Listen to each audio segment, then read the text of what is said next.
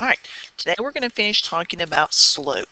In our little cloud up here, we have all kinds of words that are associated with our slope terminology. Now, the first thing we do is that our slope was usually represented by the letter M, and so our definition is the change in y over the change in x. Now, the change means they're different, so we have y2 minus y1 over x2 minus x1. You would plug in numbers. If I've given you 2 coordinates over here, you would plug those in and then you would solve.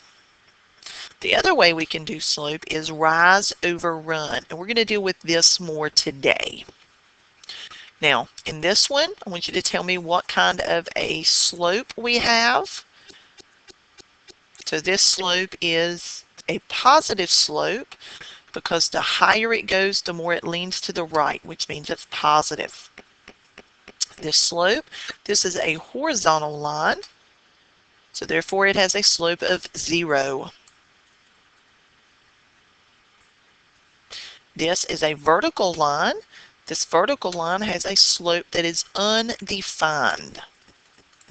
And last, this slope is a negative slope. The higher it goes, the more it leans to the left.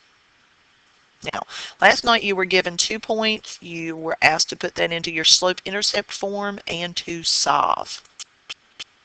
Tonight, you're given a graph, and you're going to be asked to find the slope from the graph. So here, remember, the slope is rise over run. So we're going to actually, if you're given 2 points, you're going to start at the bottom one, and we're going to count how many we're going to rise to go up. So here we went up 1, 2, 3, 4 points, and we're going to run over 1, 2. Now we always need to reduce this, so this would be 2 over 1, or you can go ahead and do that would be 2. Now, the higher it went, it leaned to the right, so we know these are positive, so my slope is either 2 over 1 or 2. Looking at this one again, we have rise over run. So from here, we're going to rise 2, and we're going to run 3. The top part of this line is leaning to the left, which means that's negative. It cannot reduce, so therefore my slope is negative 2 over 3. Here we have a vertical line. Well, the first thing you should remember about vertical is that it's undefined. There is no slope. It's an undefined slope for a vertical line. But let's look. If we do rise over run, we have 1, 2, 3, 4, 5, 6, 7, 8. We're rising 8. We're running 0. Well, we know 8 divided by 0 is undefined. There is no number we can multiply by 0 to give me an 8. Here we have a horizontal. Remember that horizontal line always has a 0 slope. But if we look at rise over run, if I plug in 2 points, okay, I'm rising 0, but here I am running 1, 2, 3, 4, 5. We know 0 divided by 5 is 0. So therefore my slope would be 0. This one, they gave you 2 points to graph, so we're going to graph those points first. You can draw your line through those if you would like. Then it said find the slope. Now you could find the slope either way. You could use y2 minus y1 over x2 minus x1, or we can look at our rise over run.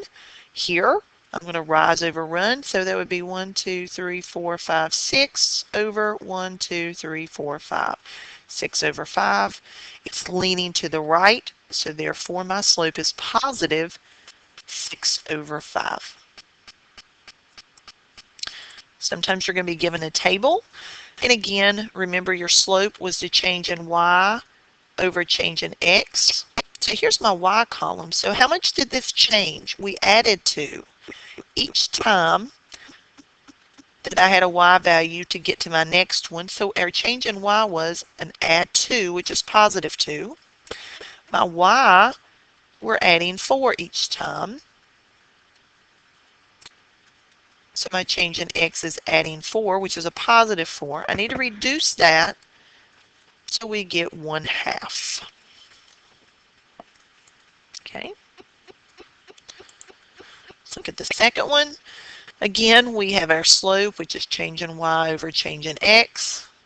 We're going to look here. This time we're subtracting 3 every time. So that's going to be a -3. Here we are adding 5.